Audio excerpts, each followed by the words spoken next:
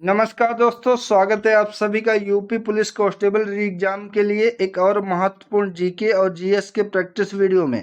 दोस्तों, ये वीडियो आपके आने वाले एग्जाम के लिए बहुत ही इंपॉर्टेंट होने वाली है, इसलिए आप सभी लोग वीडियो में लास्ट तक जुड़े रहें। आज का पहला प्रश्न है, जिस तापमान पर वायु में जल वाष्प संघनित होना शुरू कर देगा उसे क्या कहा जाएगा? दहनांक, बहवांक, ओसांक या फिर लघुरांक?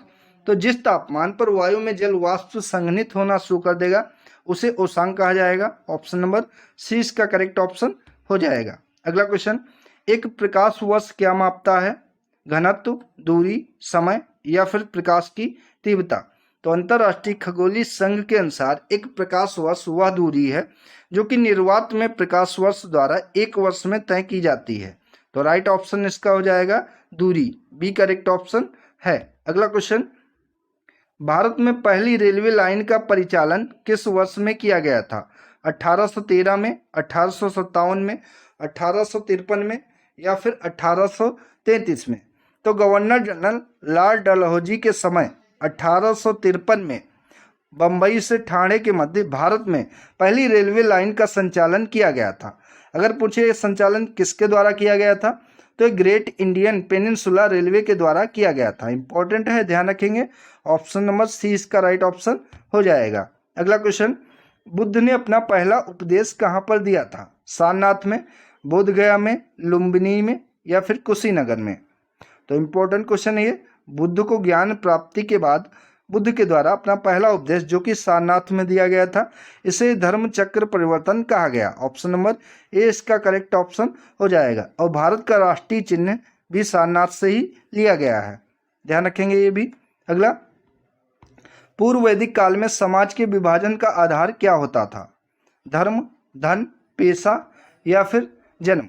तो पूर्व वैदिक काल में समाज के विभाजन का मुख्य आधार पेशा यानी कि कर्म होता था। तो ऑप्शन नंबर सी इसका करेक्ट ऑप्शन हो जाएगा। ठीक है, ध्यान रखेंगे। अगला, ठोस कार्बन डाइऑक्साइड को भी क्या कहा जाता है? गहन जमी बर्फ, शुष्क हिम या कार्बन का समस्थानिक या फिर बर्फ? तो ठोस कार्बन डाइऑक्साइड को जो कि सूखी हुई बर्फ यानी कि शुष्क हिम भी कहा जाता है। तो ऑप्शन नंबर 20 का राइट ऑप्शन हो जाएगा। ठीक है, जिसे ड्राई आइस कहा जाता है। अगला, अल्फा कण आवेशित होते हैं उदासीन, न्यूट्रल, धनात्मक, शून्य या फिर ऋणात्मक? तो अल्फा कण पर धनात्मक आवेश होता है। तो ऑप्शन नंबर 20 का करेक्ट ऑप्शन हो जाएगा। ठीक है, ये ध्यान रखेंगे। और ये हीलियम नाभिक के समान होते हैं, इसकी द्रव्यमान संख्या 4 होती है हीलियम की। अगला, जल प्रदूषण की रोकथाम और नियंत्रण अधिनियम किस वर्ष लागू किया गया था? 1994, 1964, 1974 या फिर 1984? तो जल प्रदूषण निवारण तथा नियंत्रण अधिनियम जो कि 1974 में जल प्रदूषण निवारण तथा नियंत्रण करने के लिए किया गया था। Option number C correct option है। अगला क्वेश्चन, निम्न में से अकबर के दरबार के मुख्य चित्रकार कौन थे? इंपॉर्टेंट क्वेश्चन है ये। मीर मुसव्विर, दोस्त मोहम्मद, दसवंत या फिर मीर सैयद अली? तो दसवंत तथा बसावन जो कि अकबर के दरबार के मुख्य चित्रकार थे। तो बसावन यहाँ पर ऑप्शन में नहीं दिया है लेकिन दसवंत दिया है। तो ऑप्शन नंबर सी इसका राइट ऑप्शन हो जाएगा। अगला, लॉर्ड कर्जन द्वारा जारी बंगाल प्रांत को 2 भागों में विभाजित करने का आदेश कब दिया गया था? 1900 में, 1903 में, 1907 में या फिर 1905 में? तो 20 जुलाई 1905 को लॉर्ड कर्जन के द्वारा ये कहा गया था कि बंगाल अब 2 भागों में विभाजित होगा। तो ऑप्शन नंबर इसका डी राइट ऑप्शन हो जाएगा, 1905। अगला क्वेश्चन, वीडी सावरकर द्वारा 1904 में संगठित क्रांतिकारियों का गुप्त समुदाय किस नाम से जाना जाता था? युगांतर, काल, संध्या या फिर अभिनव भारत? तो वीडी सावरकर द्वारा 1904 में संगठित क्रांतिकारियों का गुप्त समुदाय जो कि अभिनव भारत के नाम से जाना जाता था। ऑप्शन नंबर डी इसका करेक्ट ऑप्शन है। अगला, मकर संक्रांति का त्यौहार प्रतिवर्ष निम्नलिखित में से किस महीने में मनाया जाता है? तो मकर संक्रांति का त्यौहार जो कि 14 या 15 जनवरी को हर साल मनाया जाता है, इसलिए ऑप्शन में जनवरी है, राइट ऑप्शन जनवरी हो जाएगा। डी करेक्ट ऑप्शन है। अगला, लाइकेन प्रकार के संबंध का एक उदाहरण है परभक्षिता, असहभोजिता, सहभोजिता या सहोपकारिता। तो लाइकेन प्रकार के संबंध का एक उदाहरण है, इसका राइट ऑप्शन हो जाएगा ऑप्शन नंबर डी, सहोपकारिता। डी राइट ऑप्शन है। अगला, निम्नलिखित में से कौन से सूक्ष्म जीव के कारण प्लेग होता है? जीवाणु, प्रजीवगण यानी कि प्रोटोजोआ, कवक या फिर विषाणु। तो जीवाणु नामक सूक्ष्म जीव के कारण प्लेग रोग होता है। प्लेग एक प्रकार का इन्फेक्शन होता है जो कि पेसिनिया पोस्टिस नामक बैक्टीरिया के कारण होता है। तो ऑप्शन नंबर ए इसका राइट ऑप्शन हो जाए कि प्लेग जो कि जीवाणुओं के कारण होता है और यह मुख्य रूप से चूहों में पाया जाता है। ठीक है, ये भी ध्यान रखेंगे। अगला, दिलवाड़ा जैन मंदिर कहाँ पर है? माउंट आबू में आरावली पर्वत पर, सिंधु के किनारे, खजुराहो में या फिर नीलगिरी पहाड़ियों पर। तो सोलंकी शासक भीमदेव प्रथम के मंत्री जो कि थे बिमल शाह, इनके द्वारा दिलवाड़ा जैन मंदिर का निर्माण माउंट आबू में करवाया गया था जो कि आरावली पर्वत राजस्थान में है। ठीक है, तो राइट ऑप्शन हो जाएगा माउंट आबू में आरावली पर्वत पर दिलवाड़ा जैन मंदिर। ठीक है, ए करेक्ट ऑप्शन है। अगला, भारतीय प्रतिभूति और विनिमय बोर्ड की स्थापना किस वर्ष में की गई थी? 1992, 1994, 1991 या फिर 1993। तो भारतीय प्रतिभूति और विनिमय बोर्ड यानी कि SEBI, security exchange board of India, इसकी स्थापना भारतीय प्रतिभूति विनिमय बोर्ड अधिनियम 1992 के प्रावधानों के अनुसार 12 अप्रैल 1992 को इसकी स्थापना की गई थी। Right option option number A हो जाएगा। इससे एक और इम्पोर्टेंट क्वेश्चन पूछा जाता है कि इसकी वर्तमान में अध्यक्ष सेबी की कौन है? तो माधवी पुरी बुच जो कि वर्तमान में सेबी के अध्यक्ष हैं, ध्यान रखेंगे। अगला, विश्व में जूट के उत्पादन में भारत का स्थान क्या है? पहला, 10वां, 15वां या फिर 5वां। तो विश्व में जूट के उत्पादन में भारत का पहला स्थान है। ऑप्शन नंबर ए इसका करेक्ट ऑप्शन हो जाएगा। और पश्चिम बंगाल में देश के कुल जूट उत्पादन का 50% उत्पादित होता है, यानी कि वेस्ट बंगाल ही देश में जितना भारत में जूट का उत्पादन होता है उसका आधा सिर्फ पश्चिम बंगाल में ही जूट का उत्पादन होता है। तो पहले स्थान पर है भारत। अगला, कृषि क्षेत्र में गोल क्रांति का संबंध किससे है? तो क्रांतियां बहुत इंपॉर्टेंट हैं जितनी भी हैं। तो कृषि क्षेत्र में गोल क्रांति का संबंध आलू से है। ऑप्शन नंबर डी इसका करेक्ट ऑप्शन हो जाएगा। कुछ अन्य महत्वपूर्ण क्रांतियां हैं जिसको देख लेते हैं। तो सबसे ज़्यादा पूछी जाती है कि हरित क्रांति का संबंध किससे है? तो हरित क्रांति का संबंध जो कि खाद्यान्न उत्पादन से है। श्वेत क्रांति पूछे दुग्ध उत्पादन से। पीली क्रांति तिलहन उत्पादन से, क्योंकि सरसों पीली होती है और उससे तेल निकलता है। तो इस तरीके से आप लोग ध्यान रख सकते हैं। गोल आलू होता है तो गोल क्रांति जो कि आलू से संबंधित है। नीली क्रांति ये मछली उत्पादन से संबंधित है। और गुलाबी क्रांति जो कि झींगा मछली उत्पादन से संबंधित है। ठीक है, डी इसका राइट ऑप्शन हो जाएगा। अगला, भारत के आर्थिक विकास के लिए शहरीकरण किस पंचवर्षीय योजना का उद्देश्य था? 11वीं पंचवर्षीय योजना, 9वीं पंचवर्षीय योजना, 30वीं पंचवर्षीय योजना या फिर 5वीं पंचवर्षीय योजना। तो भारत के आर्थिक विकास के लिए शहरीकरण जो कि 11वीं पंचवर्षीय योजना का प्रमुख उद्देश्य था। ऑप्शन नंबर ए इसका करेक्ट ऑप्शन हो जाएगा। अगर इसकी अवधि की बात करें तो 11वीं पंचवर्षीय योजना जो कि 2007 से लेकर 2012 तक चली थी। ठीक है, अगला, कंगारू इस देश का राष्ट्रीय प्रतीक है? कनाडा का, इटली का, आयरलैंड का या फिर ऑस्ट्रेलिया का? तो कंगारू जो कि ऑस्ट्रेलिया का राष्ट्रीय पशु है और कंगारू सिर्फ ऑस्ट्रेलिया में ही पाया जाता है। ऑप्शन नंबर डी इसका करेक्ट ऑप्शन हो जाएगा। अगला, कौन सा दर्रा सिक्किम को चीन के तिब्बत स्वायत्त क्षेत्र से जोड़ता है? नाथुला, अगहिल दर्रा, चांगला दर्रा या फिर जोजिला दर्रा? तो इनमें से नाथुला दर्रा जो कि चीन के तिब्बत स्वायत्त से जोड़ता है सिक्किम को। ठीक है, तो ऑप्शन नंबर डी इसका राइट ऑप्शन हो जाएगा। यहाँ से एक और इम्पोर्टेंट क्वेश्चन पूछा जाता है कई बार कि भारत तथा चीन के बीच व्यापार किस दर्रे से होकर किया जाता है? तो ये नाम ध्यान रखेंगे, इसका नाम है जिलेप ला दर्रा। जिलेप ला दर्रा, इससे भारत और चीन के मध्य व्यापार किया जाता है। अगला, निम्नलिखित में से कौन सी नदी डेल्टा नहीं बनाती है? तो यहाँ पर पूछा गया है कि नहीं बनाती है। गंगा नदी, नर्मदा नदी, महानदी, कावेरी नदी।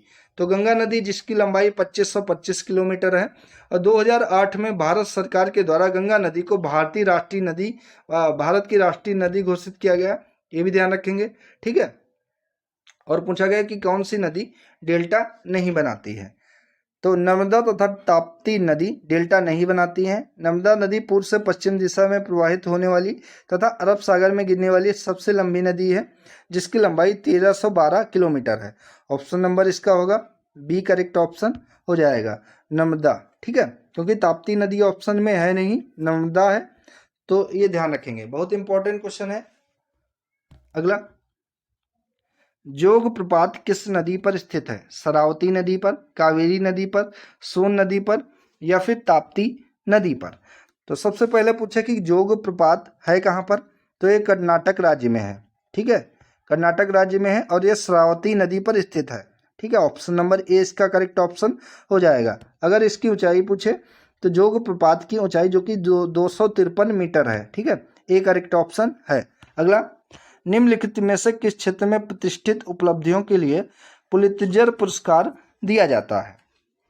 इंपॉर्टेंट क्वेश्चन है ये आपके एग्जाम के लिए।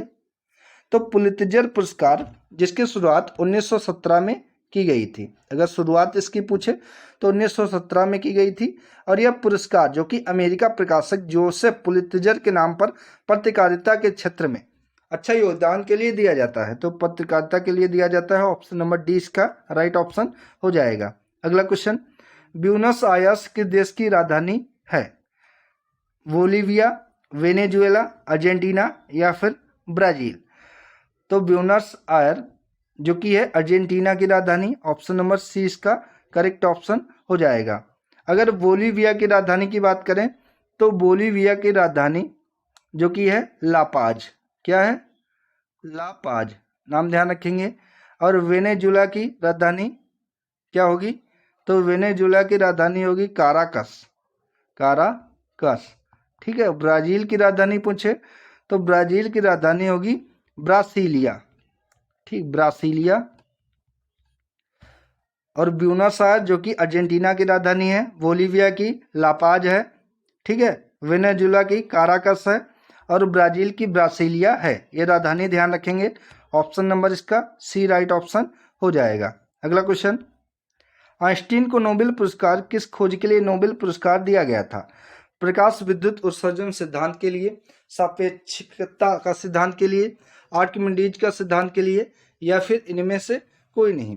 तो अल्बर्ट आइंस्टीन को प्रकाश विद्युत उत्सर्जन सिद्धांत के लिए वर्ष 1921 में नोबेल पुरस्कार से सम्मानित किया गया था। आइंस्टीन एक भौतिकविद थे, तो ऑप्शन नंबर इसका हो जाएगा ए, कि प्रकाश विद्युत उत्सर्जन सिद्धांत के लिए 1921 में आइंस्टीन को नोबेल पुरस्कार दिया गया था। ए राइट ऑप्शन है। अगला, किस वर्ष में भारत सरकार अधिनियम 1935 में प्रावधानों के अनुसार भारत का संघीय न्यायालय स्थापित किया गया था? 1935 में, 1939 में, 1940 में या फिर 1937 में? तो भारत का संघीय न्यायालय जो कि भारत शासन अधिनियम 1935 के तहत इसकी स्थापना की गई थी और ये 1 अक्टूबर, कब? 1 अक्टूबर 1937 को स्थापित किया गया था। ठीक है, इसमें कुल 7 न्यायाधीशों का प्रावधान था। कितने न्यायाधीशों का प्रावधान था? कुल 7 न्यायाधीशों का प्रावधान था, लेकिन उस समय 3, जिसमें से एक मुख्य न्यायाधीश तथा 2 अन्य न्यायाधीश होते थे। तो ऑप्शन नंबर इसका हो जाएगा डी राइट ऑप्शन हो जाएगा 1937। अगला, भारत के संविधान का अनुच्छेद 66 किससे संबंधित है? संसद का संविधान से, उपराष्ट्रपति का चुनाव से, संसद के सदनों की अवधि के लिए या भारत के अटॉर्नी जनरल के लिए? इंपॉर्टेंट क्वेश्चन है। तो भारतीय संविधान का अनुच्छेद 66 जो कि भारत के उपराष्ट्रपति के चुनाव से संबंधित है। भारत का उपराष्ट्रपति संसद के उच्च सदन राज्यसभा का पदेन सभापति होता है। बहुत इंपॉर्टेंट क्वेश्चन है, कई बार एग्जाम में पूछा गया है कि राज्यसभा का पदेन सभापति कौन होता है? तो भारत का उपराष्ट्रपति जो कि राज्यसभा का पदेन सभापति होता है। ठीक है, तो अनुच्छेद 66 जो कि उपराष्ट्रपति के चुनाव से संबंधित है, ऑप्शन नंबर 20 का करेक्ट ऑप्शन हो जाएगा। और उपराष्ट्रपति जो कि राज्यसभा का सदस्य नहीं होता है, ठीक है, लेकिन ये राज्यसभा का पदेन सभापति होता है और राज्यसभा का सदस्य नहीं होता है। ये सभी पॉइंट आप लोग ध्यान रखेंगे। अगला क्वेश्चन, भारतीय संविधान के अनुच्छेद 19 में कितने प्रकार की स्वतंत्रता का प्रावधान किया गया है? तो अनुच्छेद 19 किससे संबंधित है? तो ये स्वतंत्रता से संबंधित है। ठीक है, तो इसमें 5, 8 या 7 या फिर 6, तो कितने प्रकार की स्वतंत्रता का प्रावधान अनुच्छेद 19 में किया गया है? तो राइट ऑप्शन है इसमें 6 प्रकार की स्वतंत्रता का प्रावधान जो कि अनुच्छेद 19 में किया गया है। Option number D right option है। अगला, निम्नलिखित में से कौन सा स्मारक उत्तर प्रदेश में स्थित यूनेस्को द्वारा प्रशंसित विश्व धरोहर स्थल है? ये सारनाथ स्तूप है, वाराणसी घाट है, इलाहाबाद के किला है या फिर ताजमहल है? तो ये ताजमहल है जो कि विश्व धरोहर स्थल में शामिल है। ऑप्शन नंबर डी इसका राइट ऑप्शन हो जाएगा। और ये 1983 में यूनेस्को के द्वारा इसको विश्व धरोहर स्थल में शामिल किया गया था। ठीक है। अगर ताजमहल के बारे में बात करें तो ताजमहल उत्तर प्रदेश के आगरा में स्थित है। इसको मुगल सम्राट शाहजहां द्वारा अपनी पत्नी मुमताज महल की याद में बनवाया गया था। ये ध्यान रखेंगे पॉइंट। अगला, कौन सा कथक घराना उस नृत्य शैली के आध्यात्मिक पहलुओं पर अधिक ध्यान देता है? जयपुर, बनारस, लखनऊ या बरेली? तो ये बनारस घराना है जो कि नृत्य शैली के आध्यात्मिक पहलुओं पर अधिक ध्यान देता है। ऑप्शन नंबर बी इसका राइट ऑप्शन हो जाएगा। वहीं अगर जयपुर घराने की बात करें तो जयपुर घराना जो कि युद्ध शैली एवं आक्रामकता का प्रदर्शन है इससे संबंधित। बनारस से संबंधित जो कि आध्यात्मिक पहलुओं पर ध्यान देता है, नृत्य शैली और अध्यात्म, क्योंकि पूजा पाठ ज़्यादातर बनारस में होता है, इसलिए आध्यात्मिक से जुड़ी जो भी चीज़ें होंगी जैसे कि नृत्य, आध्यात्मिक, ये सभी बनारस घराना करता है। लखनऊ घराने की बात करें तो संस्कृत, रोमांस, लोकाचार व श्रृंगार प्रधान जो कि लखनऊ घराने से संबंधित है। और बनारस घराना तो पहले बताया जा चुका है। ठीक है, तो ऑप्शन नंबर इसका हो जाएगा बी। अगला, उर्दू शायरी में फिराक गोरखपुरी के नाम से कौन प्रसिद्ध है? इंपॉर्टेंट क्वेश्चन है ये। द्वारिका प्रसाद, बिशन नारायण, रघुपत सहाय या फिर नवल किशोर?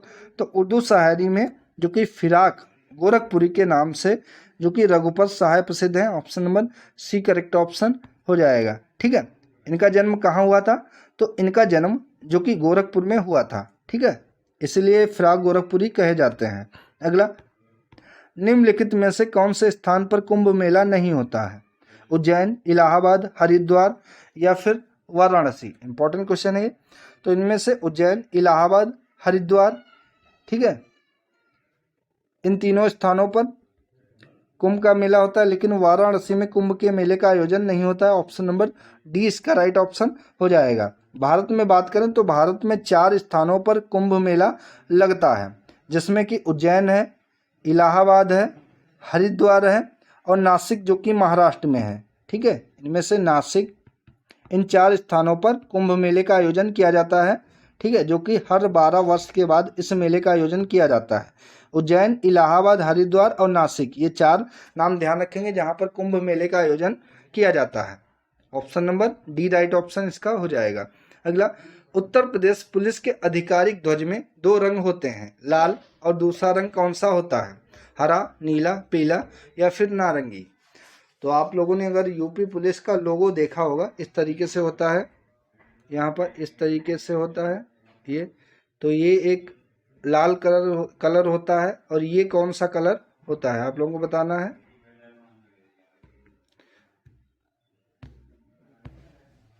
तो ये नीला कलर होता है, इस तरीके से होता है। ठीक है, तो ऑप्शन नंबर इसका हो जाएगा बी राइट ऑप्शन हो जाएगा। ठीक है, ये ध्यान रखेंगे, इंपॉर्टेंट है आपके एग्जाम के लिए। अगर इसके बारे में डिटेल में बात करें तो ध्यान रखेंगे कि 23 नवंबर 1952 को, कब? 23 नवंबर 1952 को भारत के प्रथम प्रधानमंत्री पंडित जवाहरलाल नेहरू ने उत्तर प्रदेश पुलिस को यह ध्वज प्रदान किया था। ठीक है, कब प्रदान किया था? तो 23 नवंबर 1952 को। ठीक है, उत्तर भारत के जो पहले प्रधानमंत्री थे पंडित जवाहरलाल नेहरू, इनके द्वारा यह पुलिस ध्वज प्रदान किया गया था। ध्वज का आकार कई बार एग्जाम में पूछ लेता है। तो ध्वज का आकार जो कि 4 फीट लंबा होता है। ठीक है, कितना? 4 फीट लंबा व 3 फीट चौड़ा होता है। 4 फीट लंबा और 3 फीट चौड़ा ध्वज का आकार होता है। ध्वज के मध्य में प्रतीक चिन्ह होता है यूपी पुलिस का, और ध्वज में ऊपर लाल रंग तथा नीचे नीला रंग होता है। ठीक है, option number B right option है। अगला क्वेश्चन, उत्तर प्रदेश के निम्नलिखित जिलों में से किसकी सीमा नेपाल के साथ लगती है? तो उत्तर प्रदेश की सीमा भारत के 8 राज्यों एवं 1 केंद्र शासित प्रदेश जो कि दिल्ली है एवं 1 अंतर्राष्ट्रीय सीमा नेपाल से मिलती है। उत्तर प्रदेश के महाराजगंज जिले की सीमा नेपाल के साथ लगती है ऑप्शन के अनुसार। तो ऑप्शन नंबर 20 का राइट ऑप्शन हो जाएगा। ठीक है, अगला, हाल ही में जारी एक रिपोर्ट के अनुसार दुनिया का सबसे महंगा शहर कौन सा है? सिंगापुर, न्यूयॉर्क, बीजिंग या फिर बैंकॉक? तो ये रिपोर्ट जो कि दिसंबर 2023 के अनुसार है, ये इकोनॉमिक इंटेलिजेंस यूनिट द्वारा जारी रिपोर्ट है। इसके आधार पर दुनिया के सबसे महंगे शहर होने का दर्जा जो कि सिंगापुर एवं ज्यूरिख को संयुक्त रूप से प्राप्त हुआ है। तो ज्यूरिख यहाँ पर ऑप्शन में है नहीं है, तो सिंगापुर है। सिंगापुर राइट ऑप्शन हो जाएगा, ए करेक्ट ऑप्शन है। अगला क्वेश्चन, दिसंबर 2023 में चर्चा में रहा HD110067 क्या है? चीन का उपग्रह है, नया खोजा गया सौरमंडल है, रूस का युद्धक विमान है या यूक्रेन की एक मिसाइल है? तो दिसंबर 2023 में अमेरिकी अंतरिक्ष एजेंसी, जिसे नासा कहा जाता है, ठीक है, इसी ने ही HD110067 नामक तारे की खोज की, जो कि एक सौरमंडल का निर्माण करता है। यह तारा पृथ्वी से 100 प्रकाश वर्ष दूर है और यह सूर्य से 20% छोटा है। तो राइट ऑप्शन हो जाएगा ऑप्शन नंबर बी, कि नया खोजा गया एक सौरमंडल है। ठीक है, बी राइट ऑप्शन हो जाएगा। अगला, दिसंबर 2023 में किस देश ने ग्रीन क्रेडिट पहल लॉन्च की है? तो संयुक्त अरब अमीरात में COP28 के आयोजन के दौरान भारत के प्रधानमंत्री नरेंद्र मोदी ने पर्यावरण का संरक्षण करके ग्रीन क्रेडिट कमाने के लिए ग्रीन क्रेडिट पहल लॉन्च की है। तो राइट ऑप्शन हो जाएगा ऑप्शन नंबर ए। ठीक है, कि दिसंबर 2023 में जो कि भारत ने ग्रीन क्रेडिट पहल लॉन्च की है, ऑप्शन नंबर ए इसका राइट ऑप्शन हो जाएगा। तो दोस्तों, ये थी आज की इंपॉर्टेंट वीडियो, जिसके अंतर्गत यूपी पुलिस एग्जाम के लिए जीके जीएस के महत्वपूर्ण क्वेश्चन को किया गया। दोस्तों, ऐसे ही यूपी जीके की वीडियो चल रही है, प्रैक्टिस वीडियो, व हिंदी की प्रैक्टिस वीडियो चल रही है, जिसके लिए अलग अलग प्लेलिस्ट बना दी गई हैं, जिसको आप जाकर देख सकते हैं, जो कि आपके आने वाले एग्जाम के लिए बहुत ही इंपॉर्टेंट रहेंगे। धन्यवाद दोस्तों।